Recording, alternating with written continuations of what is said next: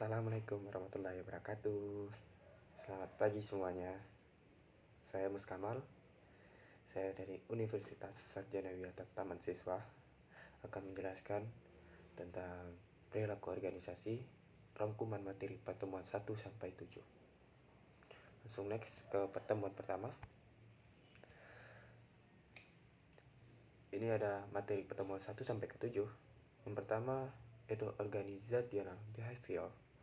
Pertemuan kedua diversity in organizational.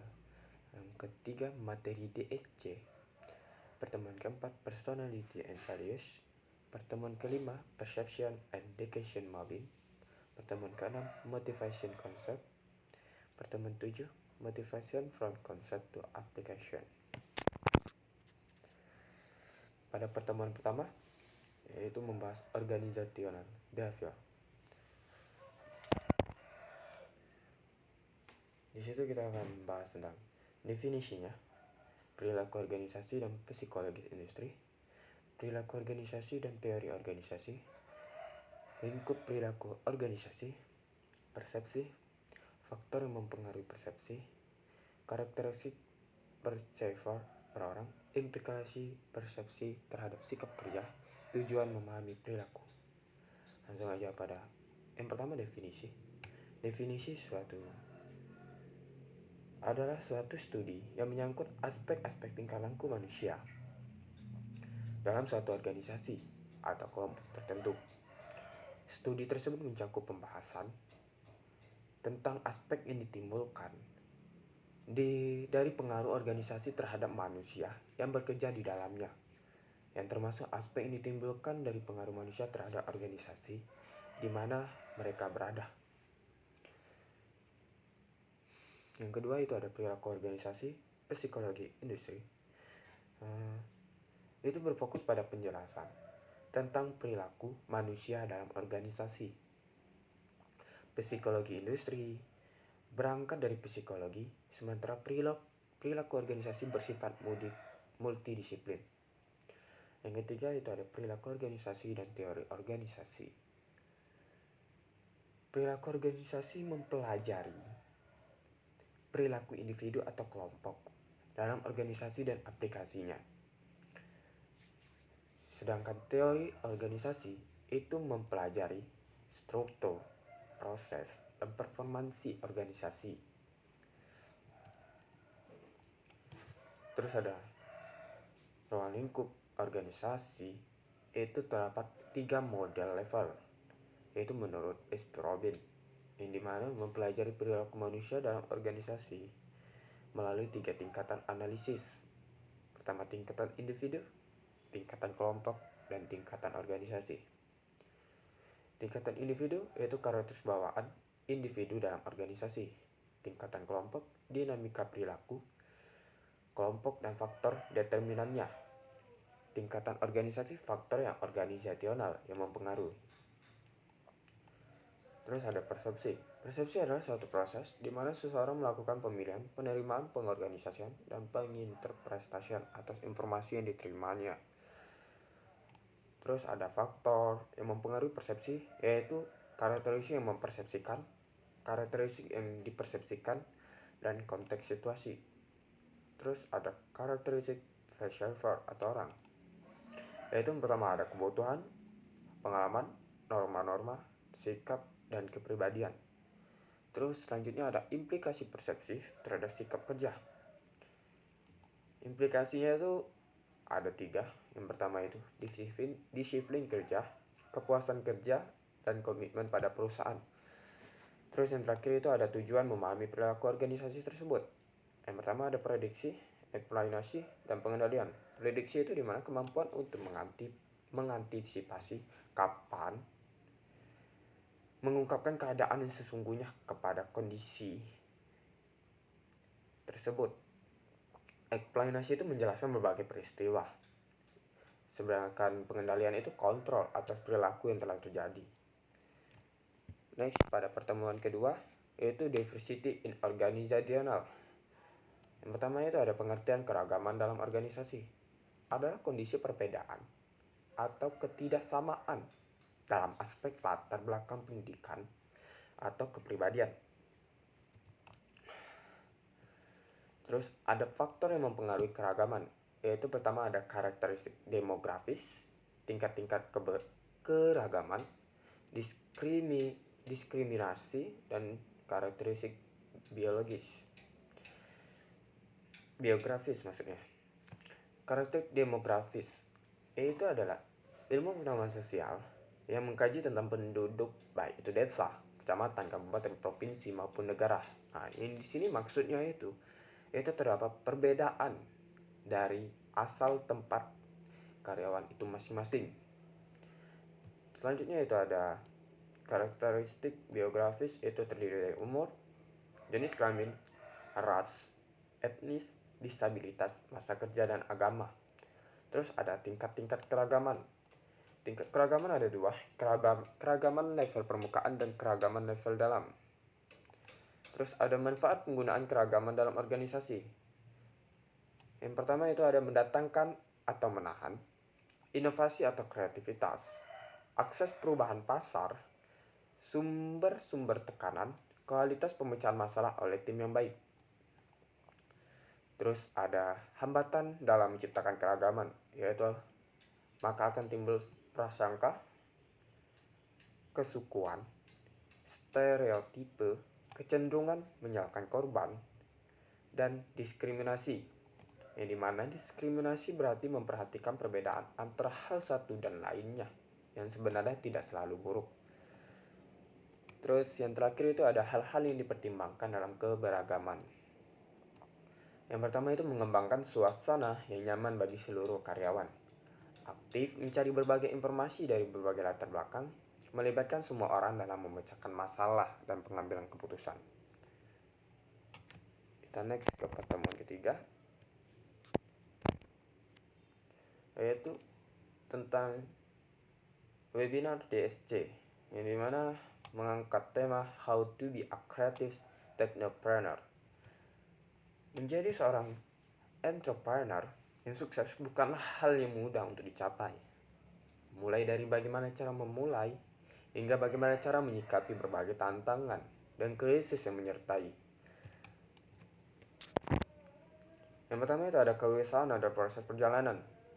Menurut pemateri, entrepreneurship atau kewirausahaan adalah lakon dalam memanifestasikan apa yang kita percaya dan juga sebagai manifestasi dari masalah yang ingin diselesaikan. Sebelum memulai entrepreneurial journal, penting sekali untuk berproses mencari identitas diri dan bisnis yang akan dibangun. Dengan begitu, kita bisa menggunakan prinsip-prinsip harmonisasi sebagai pilar bisnisnya. Dengan yang pertama yaitu harmonisasi dengan manusia lain. Yang di sini maksudnya setiap orang itu punya fungsi masing-masing dan bagaimana kita dapat mendukung satu sama lain untuk mencapai tujuan tertentu. Dan yang kedua itu ada harmonisasi dengan alam. Hal ini agar memiliki kepedulian terhadap lingkungan sekitar. Yang ketiga itu harmonisasi dengan pencipta, agar tercipta kesadaran bahwa berkarya tidak hanya untuk mengharapkan pujian orang lain. Dengan begitu kita menggunakan 3 kunci utama bangun wirausaha.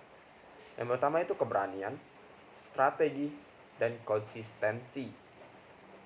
Keberanian di sini kita membutuhkan keberanian, namun mengembangkan bisnis keberanian saja tidak cukup. Tetap harus ada rencana bisnis seperti strategi. Ini di mana pengetahuan yang memadai dibutuhkan sebagai dasar mencapai tujuan. Maka dari itu, jika ada pemahaman bahwa pendidikan atau sekolah tidak diperlukan untuk membangun bisnis, hal ini adalah anggapan yang keliru. Menurut saya, bagaimanapun juga pendidikan pengetahuan merupakan modal awal dari merancang bisnis yang baik. Yang ketiga itu ada konsistensi, yang dimana kita harus tekun dalam menjalankan usaha yang sangat diperlukan. Jika ingin melakukan ekspansi atau diversifikasi bisnis, dapat dilakukan setidaknya 5 tahun setelah konsisten menekun satu industri dalam setahun. Dan bagaimana model strategi marketing yang baik? Strategi marketing yang baik adalah strategi yang dapat memecahkan masalah yang dihadapi target market. Untuk itulah, dalam hal membangun usaha, setiap entrepreneur tidak boleh hanya sekedar berani memulai, tapi juga harus memiliki proses perencanaan yang matang agar produk ataupun jasa yang dimiliki dapat segera memenuhi permintaan pasar maksudnya. Dengan strategi marketing yang baik akan tercipta model bisnis yang baik pula. Dalam tahapan ini, seperti itulah investor akan dengan lebih mudah dan melirik bisnis kita. Selanjutnya itu ada pertemuan keempat, yaitu tentang personality and values.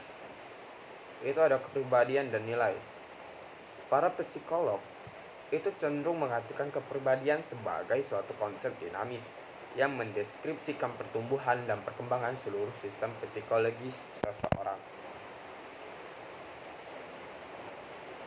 Faktor yang mempengaruhi kepribadian yaitu pertama ada faktor keturunan dan faktor lingkungan. Faktor keturunan itu seperti berfokus pada penyokong genetis dari perilaku dan temperamen anak-anak. Berfokus pada anak-anak kembar yang dipisahkan sejak lahir. Meneliti konsistensi kepuasan kerja dari waktu ke waktu dalam berbagai situasi. Sedangkan faktor lingkungan itu adalah di mana tempat kita tumbuh dan dibesarkan, norma dalam keluarga, teman-teman, kelompok sosial, ataupun pengaruh-pengaruh lainnya yang kita alami. Dan sifat-sifat kepribadian itu ada ekstrovert dan introvert, pemikir dan rasa, sensitif dan intuitif, memahami dan menilai.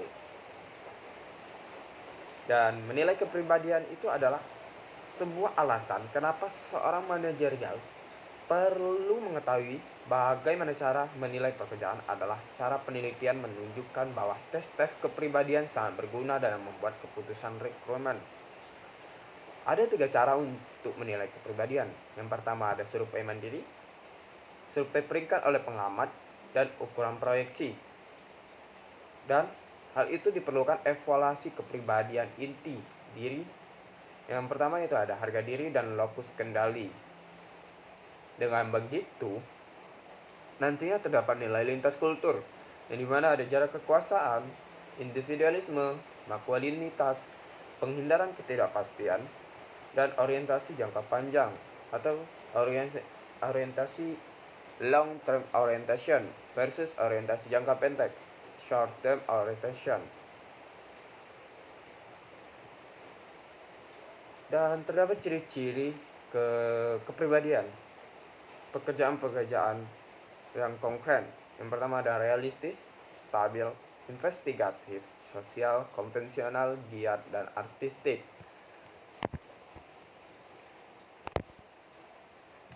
Selanjutnya itu ada pertemuan kelima tentang perception and decision mapping.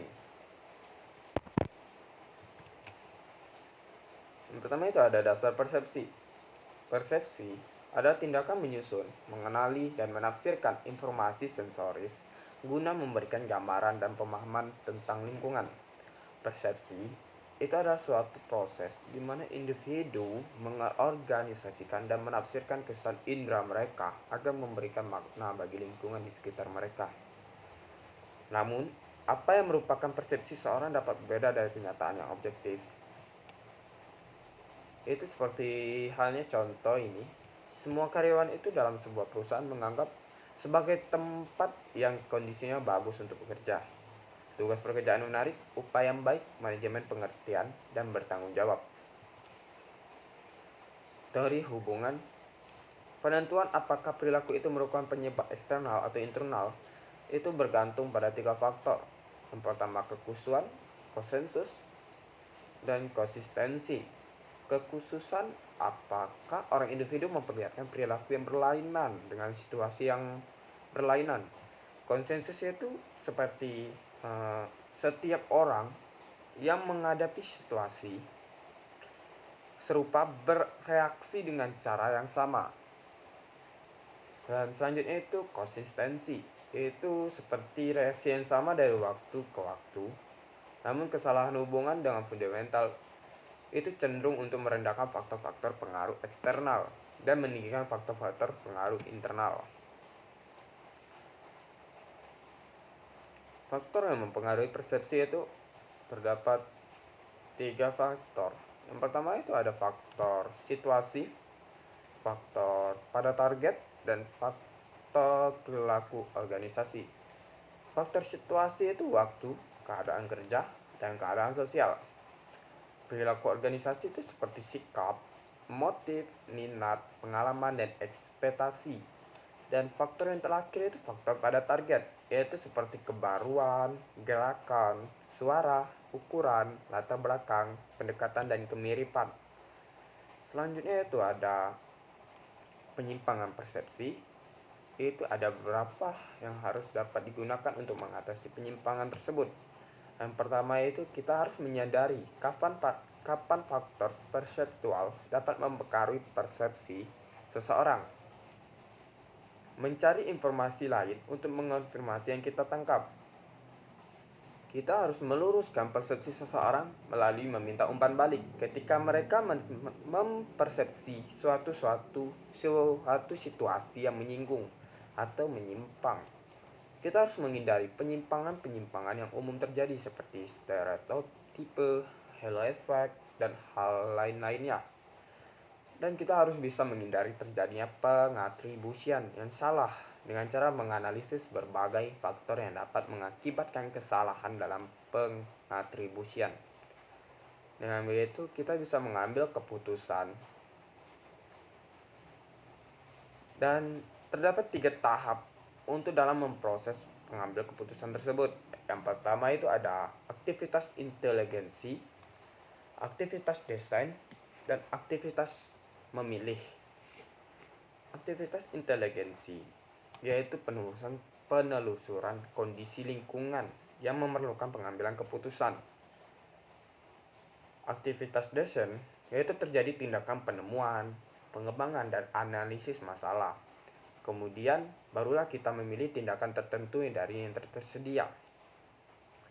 Dan faktor yang mempengaruhi pengambilan keputusan itu ada internal, organisasi seperti ketersediaan dana, sumber daya manusia, kelengkapan, peralatan, teknologi, dan sebagainya. Dan terjadi eksternal organisasi seperti keadaan sosial politik, ekonomi, hukum, dan sebagainya. Dan ketersediaan informasi yang diperlukan, dan kepribadian dan kecakapan pengambilan keputusan.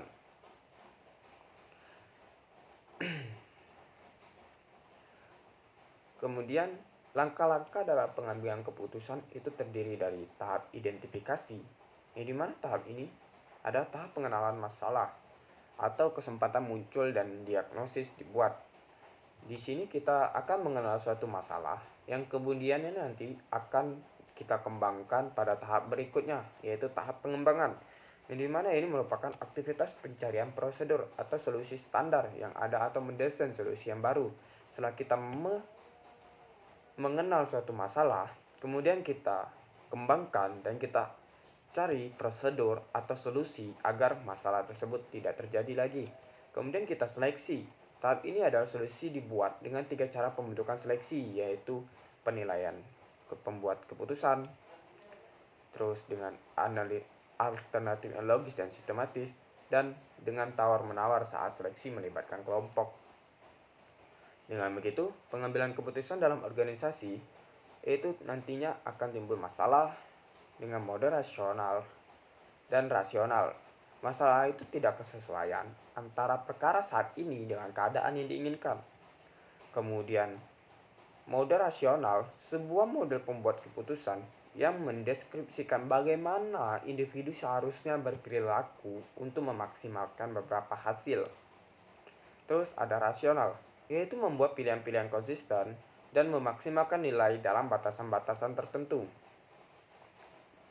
Dengan begitu, langkah-langkah dalam model pembuatan keputusan rasional yaitu mendefinisikan masalah, mengidentifikasikan kriteria keputusan, menimbang kriteria tersebut, dan mengembangkan alternatif, mengevaluasi alternatif yang ada, memilih alternatif yang terbaik.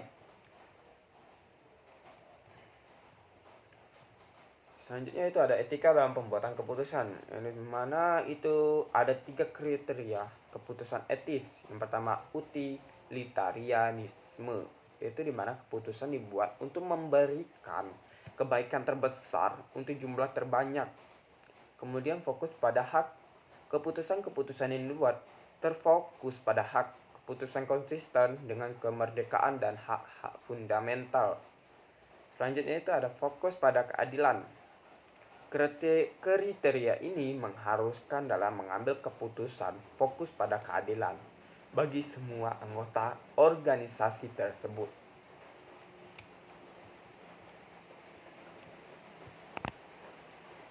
Kita ke materi selanjutnya, yaitu ada motivation concept. Yang dimana kita di sini akan membahas tentang motivasi. Motivasi adalah suatu proses seorang individu dalam berperilaku sedemikian rupa sehingga mau bekerja atau bertindak demi tercapainya tujuan organisasi. Yang dimana tujuan motivasi tersebut adalah untuk menggerakkan atau mengunggah seseorang agar timbul keinginan dan kemauannya untuk melakukan suatu sehingga dapat memperoleh hasil atau mencapai tujuan tertentu. Ada 3 bentuk motivasi. Yang pertama, motivasi intrinsik yang datangnya dari dalam individu manusia itu sendiri. Bentuk intrinsik yaitu terjadinya motivasi yang datang dari luar individu tersebut. Sedangkan motivasi terdesak seperti itu adalah motivasi yang muncul dalam kondisi terjepit secara serentak dan menghentak dengan cepat sekali. Jenis motivasi itu ada 2, motivasi internal dan eksternal. Dan fungsi motivasi itu yang pertama untuk mendorong gairah dan semangat kerja pegawai atau karyawan pastinya. Terus untuk meningkatkan kepuasan kerja karyawan yang nantinya itu akan meningkatkan kinerja karyawan tersebut dan akan meningkatkan produktivitas kerja karyawan. Selanjutnya itu meningkatkan loyalitas dan integritas karyawan dan meningkatkan kedisiplinan karyawan tersebut. Ciri-ciri motivasi itu memperlihatkan minat, mempunyai perhatian, dan ingin ikut serta dalam belajar dan pembelajaran. Menentukan arah perbuatan, yaitu arah perwujudan tujuan atau cita-cita yang hendak dicapai beliau atau para karyawan. Dan menseleksi perbuatan kita, artinya menentukan perbuatan-perbuatan mana yang harus dilakukan, di mana perbuatan tersebut haruslah serasi guna mencapai suatu tujuan. Dengan begitu, karyawan akan mendapatkan reward berbentuk pay rate, yang dimana kompensasi jumlah tetap untuk setiap unit produksi setelah selesai, bonus tahunan, skill based pay, yang mana berdasarkan seberapa banyak pekerjaan yang bisa kita selesaikan, gain sharing, insentif karena peningkatan produktivitas.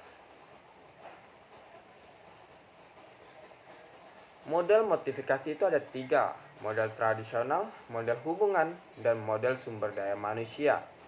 Model tradisional ini menekankan bahwa untuk memotivasi bawahan agar mereka meningkatkan kinerjanya perlu memberikan insentif berupa materi bagi karyawan yang mempunyai prestasi tinggi atau kinerja tinggi. Terus ada model hubungan manusia. Model ini menekankan bahwa untuk meningkatkan motivasi kinerja karyawan perlu dilakukan pengakuan atau memperhatikan kebutuhan sosial mereka. Terus model sumber daya manusia. Model ini mengatakan bahwa banyak hal yang dapat dilakukan untuk meningkatkan motivasi kerja tersebut. Di samping uang, barang, atau kepuasan kerja lainnya, tetapi juga kebutuhan akan keberhasilan kerja atau kesuksesan kerja. Kita lanjut ke materi terakhir, yaitu tentang motivation from concept to application. Yang pertama kita akan membahas teori goal setting. Teori ini menyatakan bahwa niat yang dinyatakan sebagai tujuan dapat menjadi sumber utama dari motivasi kerja. Ada tingkat keyakinan yang tinggi bahwa tujuan yang spesifik dapat meningkatkan kinerja dan bahwa tujuan yang sulit dicapai bila diterima menghasilkan kinerja yang lebih tinggi daripada tujuan yang mudah dicapai. Selanjutnya itu ada MBO. MBO itu adalah menekankan pada tujuan secara partisipatif yang dapat dinyatakan, dibuktikan, dan diukur. MBO diajukan oleh Peter Drucker sebagai alat untuk memotivasi orang sebagai alat untuk mengendalikan mereka, yang dimana ini akan menimbulkan daya tarik MBO terletak pada penekanannya dalam perubahan tujuan yang menyeluruh organisasi ke dalam tujuan yang lebih spesifik bagi unit organisasi dan anggotanya secara individu, dan menjalankan konsep tujuan melalui proses yang dengannya tujuan mengalir ke bawah dalam organisasi. Tadi kita membahas tentang aliran dan tujuan, dan apa itu aliran dan tujuan MBO, yang dimana tujuannya itu menyeluruh organisasi tersebut diterjemahkan ke dalam tujuan yang lebih spesifik dan seterusnya, yaitu seperti divisi, departemen, individu dalam organisasi tersebut, yang dimana nantinya itu timbul kontribusi spesifik dari sebuah karyawan. Seperti setiap orang itu memiliki kontribusi spesifik yang dapat diidentifikasikan dalam membuat kinerja unitnya. Jika semua individu tersebut mencapai tujuan mereka, maka tujuan unit mereka dapat diraih dan tujuan keseluruhan organisasi akan menjadi kenyataan. Ada 4 unsur dalam MBO. Yang pertama, tujuan yang spesifik, pengambilan keputusan partisipatif, periode yang waktunya implisit, dan umpan balik kinerja. Umpan balik terhadap kinerja itu seperti memberikan secara terus-menerus pada perkembangan dalam mencapai tujuan, sehingga setiap individu dapat memonitor dan memperbaiki tindakan-tindakan mereka sendiri. Umpan balik yang terus-menerus yang dilampirkan dengan evaluasi manajerial berkala yang lebih formal, itu seperti nantinya akan terjadi pada puncak organisasi maupun pada tingkat dasar organisasi.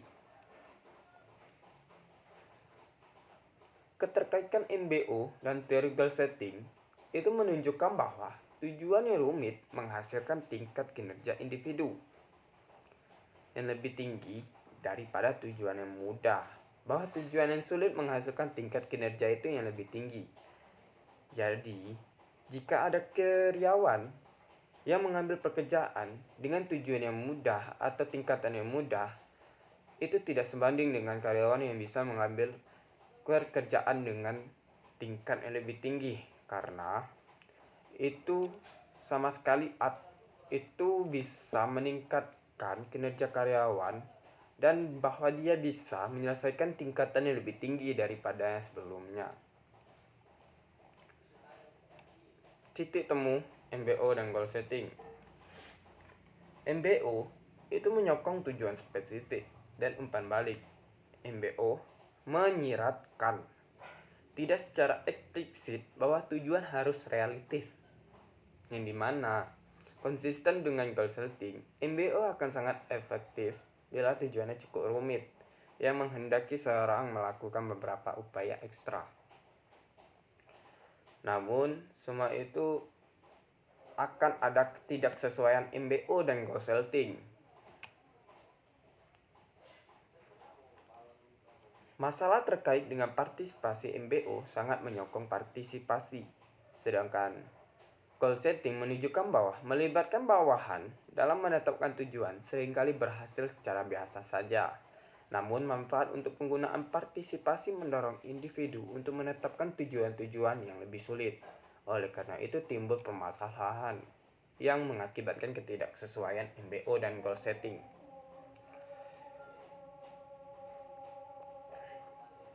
Selanjutnya itu ada OB Mood. OB Mood itu adalah pemecahan masalah, adalah mengikuti model pemecahan masalah 5 langkah tentang modifikasi perilaku. Yang pertama ada mengidentifikasi perilaku yang berkaitan dengan kinerja, yang dimana di sini karyawan itu dalam pekerjaannya tidak selalu sepadan dengan hasil kinerjanya. Oleh karena itu diperlukan identifikasi perilaku utama yang memiliki dampak signifikan. Yang kedua itu ada manajer mengembangkan kinerja dasar. Yang ketiga itu melakukan analisis fungsi untuk mengidentifikasi situasi atau konsekuensi perilaku kinerja. Selanjutnya itu analisis fungsional yang selesai. Selanjutnya yang terakhir, langkah terakhir dalam mengevaluasi perbaikan kinerja. Dalam hal ini perbaikan langsung dalam tingkat penggunaan kontainer, menunjukkan adanya perubahan perilaku. Ada dua bentuk partisipasi perwakilan, yaitu gugus mutu dan rencana kepemilikan saham karyawan. Gugus mutu itu adalah gaya formal dari keterlibatan karyawan yang paling banyak didiskusikan dan dilakukan. Gugus mutu itu adalah suatu kelompok kerja yang terdiri dari 8 hingga 10 karyawan dan penyedia yang memiliki wilayah dan tanggung jawab sendiri-sendiri. Rencana kepemilikan saham karyawan adalah perencanaan manfaat yang ditetapkan oleh perusahaan yang para karyawannya mendapatkan saham sebagai bagian dari tujuan mereka. Oke, sepertinya terima kasih.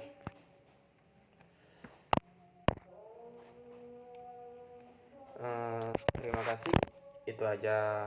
Itu saja materi yang dapat saya sampaikan. Jika terdapat kesalahan saya ngomong, berbicara di depan kalian semuanya, saya mohon maaf. Saya akhiri. Wassalamualaikum warahmatullahi wabarakatuh.